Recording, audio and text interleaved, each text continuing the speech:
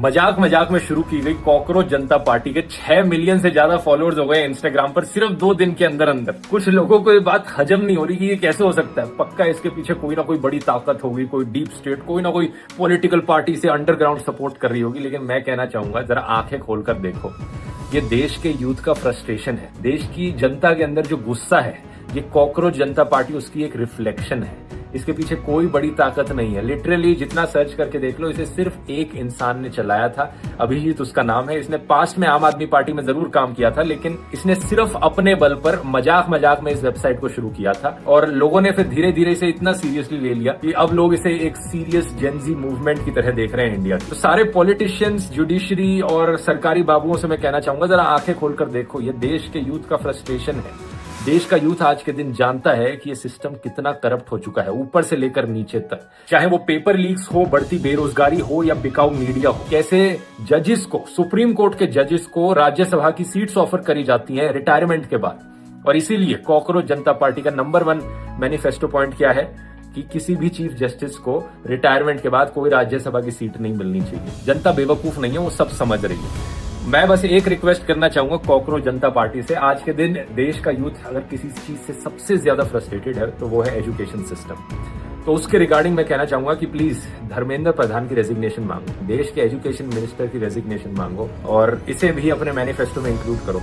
और मैं बदले में मैं भी कॉकरोच पार्टी का मेंबर बनना चाहूंगा। ये प्लेटफॉर्म उन लोगों के लिए बना हुआ है जो देख रहे हैं कि कैसे पिछले 10-12 साल में इस देश की यंग पॉपुलेशन, जो एक बहुत ही बड़ी अपॉर्चुनिटी थी इस यंग पॉपुलेशन को एक वर्क फोर्स में क्रिएट करने का, वो हमने मिस कर दी है। मैं यहाँ अभी यूएसए में रहता हूँ, पिछले 2 साल से मैं देख रहा हूँ यहाँ पर डिस्कशन हो रहा है यूएस कैसे एआई इंडस्ट्री को डोमिनेट कर सकता है, यूएस कैसे सेमीकंडक्टर इंडस्ट्री को डोमिनेट कर सकता है, यूएस कैसे 100% क्लीन एनर्जी पर चल सकता है। हमारे यहाँ पिछले 10-12 साल से क्या डिस्कशन हो रही है, हिंदू मुसलमान किया जा रहा है, गाय गोबर की पॉलिटिक्स हो रही है। उससे कौन से युवा का भला हो रहा है यार?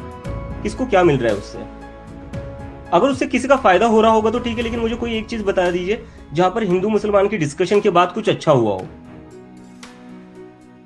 तो ये पॉलिटिकल नैरेटिव क्या चल रहा है देश में अभी, and what good is it doing to the people?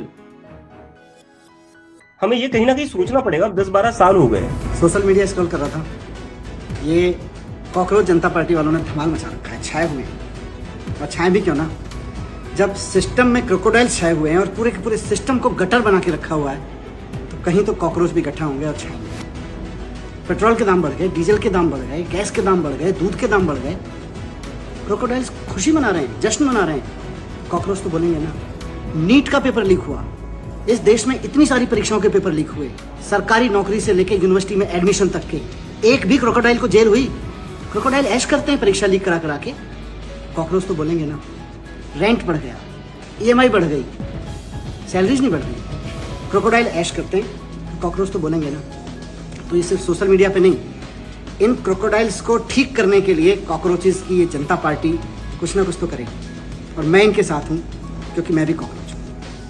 ये जो आप पीछे देख रहे हो ना, ये कोई मजाक नहीं है, ये सीरियस स्टफ है। कि कुछ ही दिन पहले हमारे chief justice of India Suryakant ने बोला था कि हमारे देश के यंगस्टर्स जिनके पास काम नहीं है, उनमें से कुछ मीडिया में चले जाते हैं, कुछ सोशल मीडिया में चले जाते हैं, कुछ एक्टिविस्ट बन जाते हैं, कुछ आरटीआई एक्टिविस्ट बन जाती है। ये सब कॉकरोच के समान है। जब तुम गटर बनाओगे ना देश को, तो कॉकरोच ही बनेंगे वहां पे। तो बस सोशल मीडिया पर अब देश का यूथ जाग गया है और कॉकरोच जनता पार्टी बना दी गई। इतने परेशान है, इसका अंदाजा इस बात से लगाया जा सकता है कि 2-3 दिनों में ही ना 20,000 से ज्यादा लोग इस उम्मीद के साथ साइन कर चुके हैं, इस उम्मीद के मेंबर बन चुके हैं। अब इस पार्टी का कॉन्स्टिट्यूशन पढ़ो, इसके रूल्स पढ़ो, इतनी सीरियस बातें हैं जो हमारी पॉलिटिकल पार्टीज को कब की लागू कर देनी चाहिए थी। ये देखो 5 पॉइंट एजेंडा। कोई भी चीफ जस्टिस, किसी को भी राज्यसभा सीट नहीं मिलेगी पोस्ट रिटायरमेंट में। Second, protect every legit vote. अगर एक भी लेजिट वोट डिलीट होती है तो चीफ इलेक्शन कमिश्नर को यूएपीए के अंडर अरेस्ट किया जाना चाहिए। 50% रिजर्वेशन फॉर वुमेन। सबसे इंपॉर्टेंट, इंडिपेंडेंट मीडिया, नॉट गोदी मीडिया। कोई भी अगर मीडिया हाउस है जिसको अंबानी या अडानी ने ओन कर रखा है, उनके लाइसेंस कैंसिल करने की बात। 20 year ban on political defection. अगर कोई भी एमएलए या एमपी जो पार्टी चेंज करता है, वो 20 साल तक उस पर प्रोहिबिशन लगेगा इलेक्शन कॉन्टेस्ट करने का। जब जनता इतनी परेशान हो जाती है, देश का युवा परेशान हो जाता है, जब कोई पॉलिटिकल पार्टी उनकी बात सुनने को तैयार नहीं होती है, तो जनता को खुद आवाज बन के उठना पड़ता है। जो भी आपके अपने इश्यूज हैं वो इनको डीएम करो। आई होप ये लोग रिप्लाई करेंगे और सोशल मीडिया पर उन इश्यूज को उठाएंगे।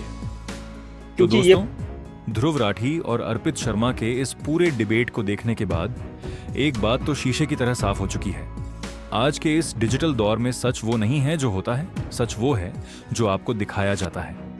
हर एक मुद्दे के दो पहलू होते हैं और हम अक्सर वही देखते हैं जो हमारा एल्गोरिदम हमें दिखाना चाहता है।